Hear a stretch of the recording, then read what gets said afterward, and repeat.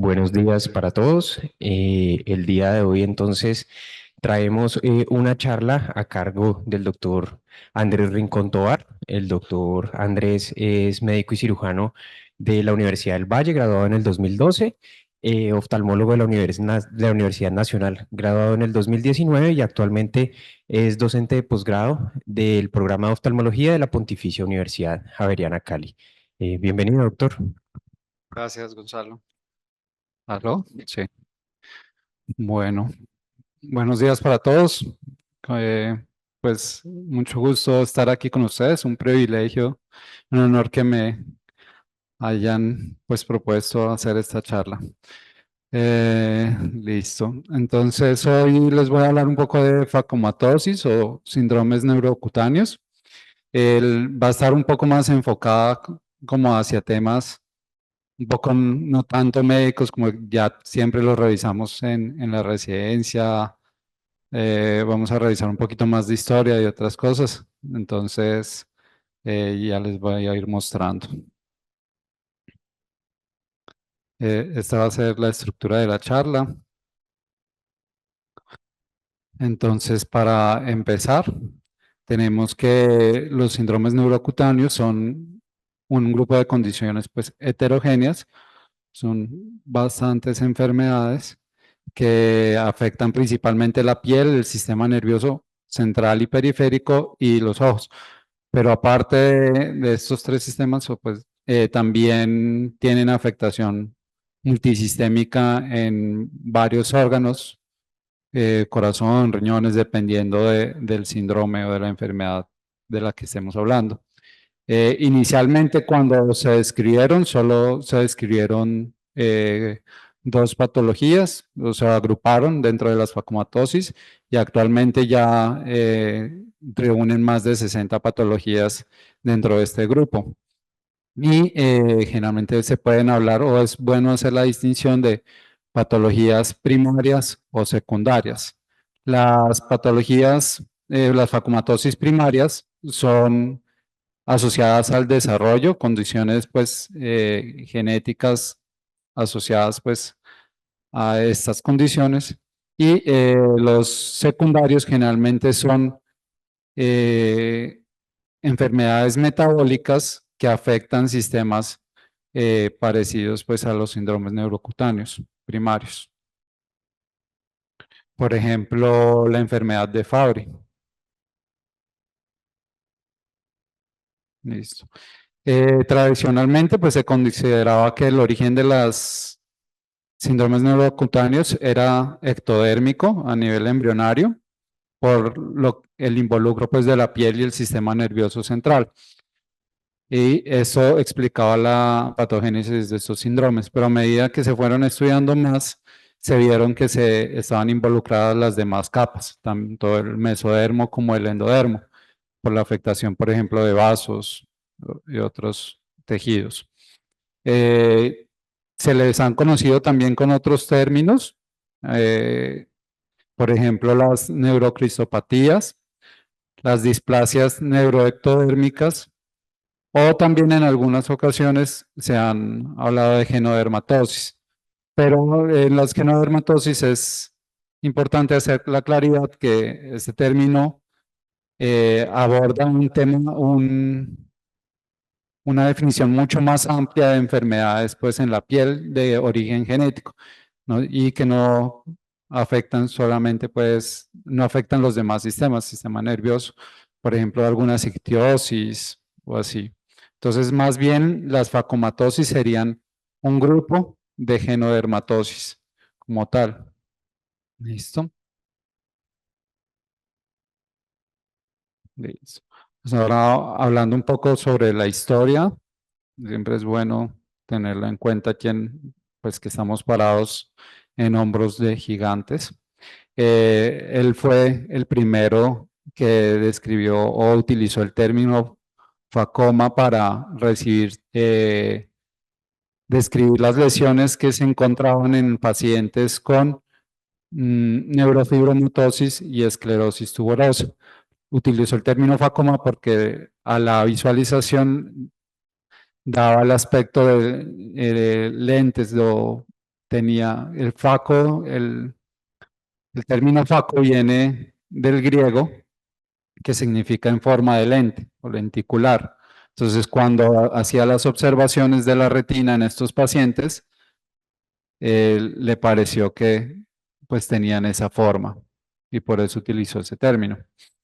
Eh, Más tarde, esto fue más o menos en 1920, el oftalmólogo pues holandés, y más tarde en 1932 utilizó el término facomatosis para ampliarlo hacia también los síndromes de Sturge-Weber y von Hippel-Lindau, aunque en ese momento ya no tenían esas lesiones manifiestas en la retina y algunas personas pensaban que no, pues no era correcto como abarcar todas esas enfermedades. También utilizó término facoma para no solamente para las lesiones en la retina, sino también otras lesiones a nivel sistémico, por ejemplo, facomata del cerebro, al referirse, por ejemplo, de los gliomas del nervio óptico, un facomata angiosebáceo para los angiofibromas faciales. Se utilizaba el término facomata para múltiples lesiones. Listo. Luego vino el doctor Paul Ivan Yakovlev, un ruso americano que junto con el americano Riley Guthrie, un psiquiatra, notaron que había pacientes que tenían concurrencia de déficit cognitivo, epilepsia y malformaciones congénitas pues, de estructuras ectodérmicas, que pues las lesiones en piel, los neurofibromas. Y acuñaron el término síndrome neurocutáneo para referirse hacia estos pacientes, o sea, el grupo de enfermedades de estos pacientes. Mm, Porque creían que describía mejor pues, este tipo de enfermedades. Y lo curioso es que los dos, el doctor Van de Hoor y el doctor Yakovlev, lo describieron casi al mismo tiempo. En 1932, el holandés al otro lado pues, del Atlántico y el doctor Yakovlev en Estados Unidos en 1931.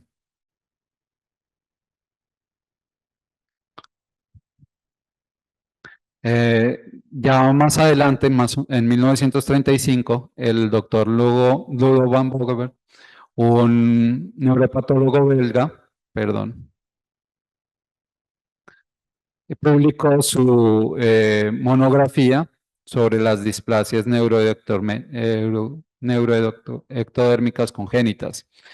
Y pues lo importante sobre esta publicación es que él hizo un seguimiento a un gran grupo de pacientes y familias que tenían pues estas afectaciones y haciendo el análisis tanto clínico como patológico, porque pues también él se entrenó como neurólogo en París y como patólogo en Alemania, entonces tenía esas habilidades, concluyó que las lesiones correspondían pues al origen neuroectodérmico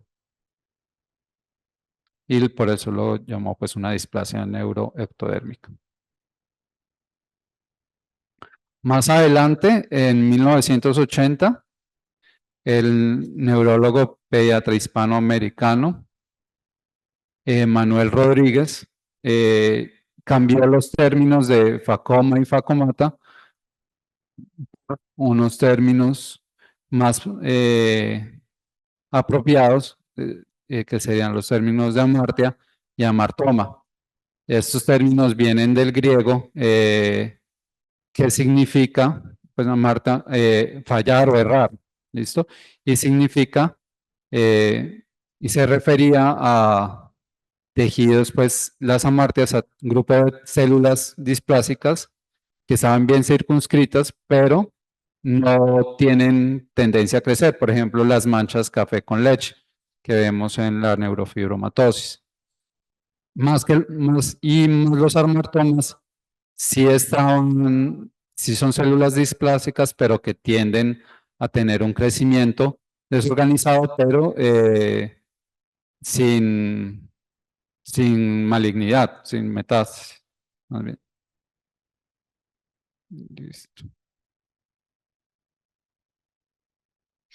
Bueno, sobre un poco sobre la embriología, es importante recordar que la cresta neural o el tubo neural es como la principal parte de lo que puede explicar la mayoría de las patologías pues, de los síndromes neurocutáneos.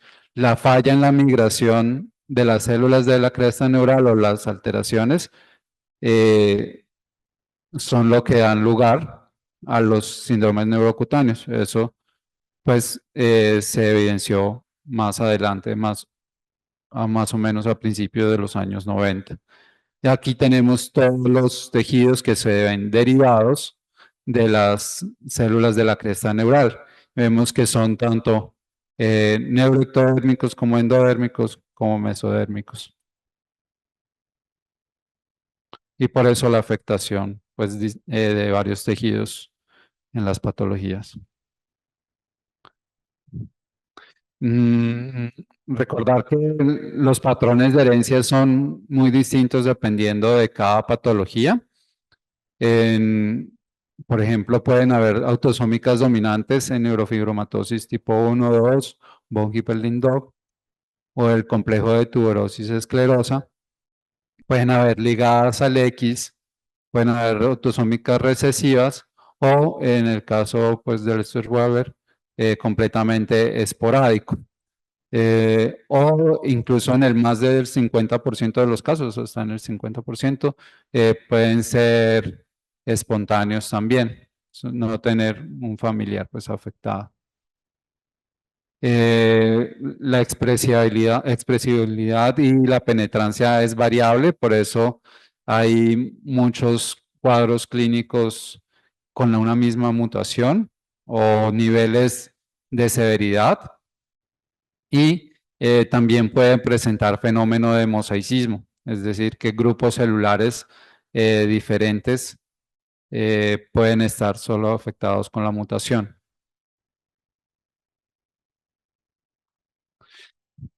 Ya para organizar un poco como la clasificación o todas estas 60 patologías, tratan de hacerlo pues conceptualmente con las patologías con tendencia a tumores, por ejemplo, en la neurofibromatosis, eh, con malformación, en patologías con malformaciones vasculares, con tumores vasculares, con cambios en mosaico como la incontinencia pigmenti o con displasias dérmicas como tal.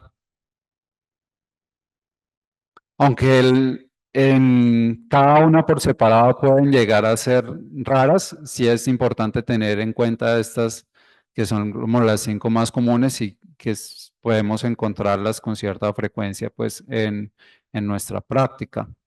Por ejemplo, la neurofibromatosis tiene una prevalencia de 1 en 4.000 pacientes, mientras que, por ejemplo, la tuberosis esclerosa, 1 en 6.000. Tal vez una por una no sean, pues, muy prevalentes, pero el grupo como tal sí hace una parte importante a veces de algunas consultas, por ejemplo, de neuropediatras o así. Y estos son algunos casos que he visto en consulta. Esta fue una paciente que vimos aquí en la clínica. Y lo curioso es, pues, cuando le pregunté sobre familiares, me comentó que el nieto también tenía como la misma afectación. Y de hecho que estaba pendiente de la evaluación por genética. Ya el nieto tenía el más completo el cuadro clínico. Ella tenía aquí, pero no tenía tanta hipoacusia. Este es un síndrome de Waardenburg, que también pues entra dentro de las eh, síndromes neurocutáneos.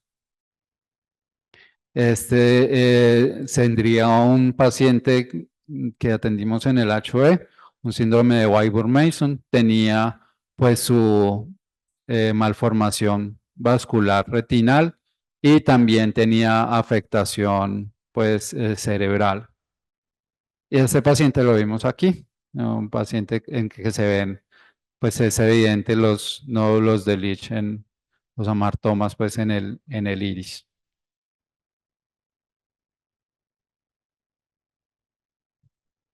Muy bien. Bueno, pues también se ha visto manifestaciones en el arte de estas patologías o diferentes expresiones. Por ejemplo, esta estatua eh, fue, se le encontraban múltiples nódulos y es una estatua de más o menos del 300 antes de Cristo. Algunos sugieren que pudo haber sido una herramienta médica para enseñanza y otros que podría haber sido simplemente una figura decorativa. En las monedas, estas son unas monedas de, con efigies de reyes de una nación que se llamaba un reino, de Partia, que es del aproximadamente 100 antes de Cristo. Estaba localizada al noreste de Irán y mucho pues del conocimiento de los reyes de esa época o pues de ese reino venía justamente de las monedas que se encontraban ahí. Aquí se representan en cada rey como hacía la efigie o la moneda con su rostro. Y lo curioso es que tenían estas señales, estos nódulos redondeados en la frente. Algunos piensan que pueden ser pues como neurofibromas y que el hecho de que sea repetido en varias generaciones pues indica un carácter autosómico dominante, por ejemplo, de una neurofibromatosis tipo 1.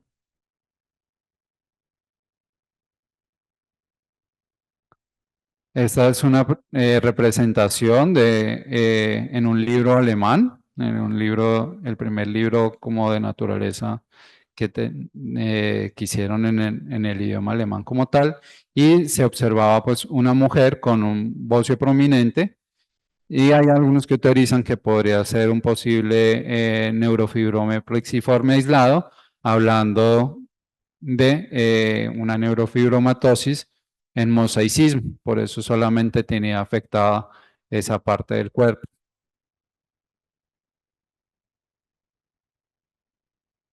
Y aquí tenemos unas imágenes, unas ilustraciones eh, en las que se ven pacientes afectados por, pues, por esclerosis tuberosa. Estas sí son ilustraciones médicas como tal. Se lo ven los angiofibromas faciales en estas lesiones.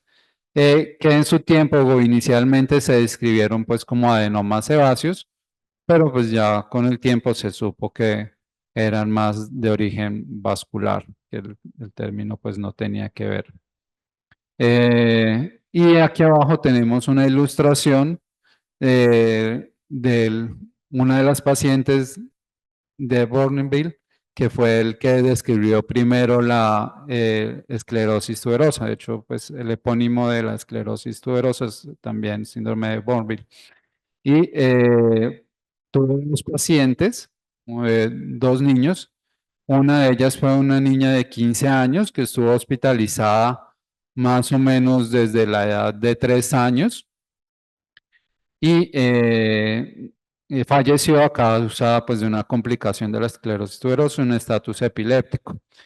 Ya en el postmortem fue que encontraron pues estas lesiones y él le pidió a un amigo que las retratara o que la ilustrara. Listo. Y aquí representan, esta es una ilustración del doctor alemán Alfred Blaschko, que representaba pues con las lesiones de un nebus epidérmico en la distribución de, de estas líneas que no siguen un patrón, por ejemplo, nervioso, ni vascular, ni linfático, y que él teorizó que podían ser pues de origen embrionario, pero pues en su tiempo no pudo demostrarlo, pero llegó a a reunir más o menos una serie de 140 casos.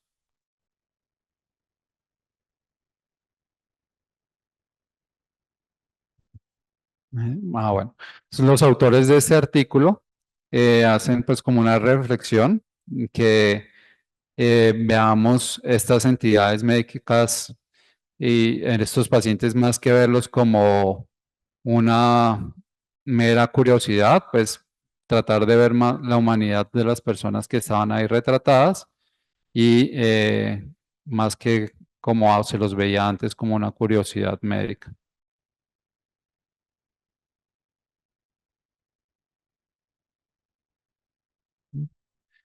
Es importante sí tener en cuenta que estos pacientes requieren un manejo multidisciplinario siempre que vayan a ser pues valorados.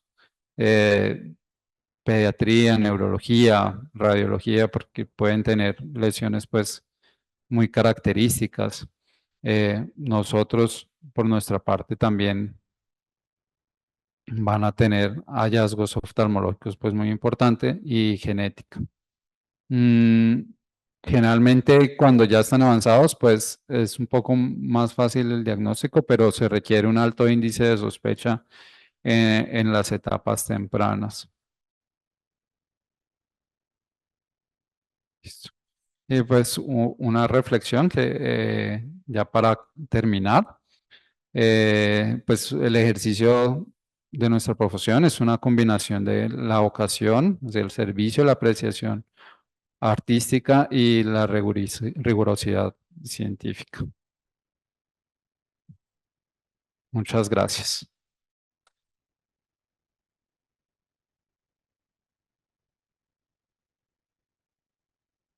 Ya, bueno, ¿alguna duda, pregunta?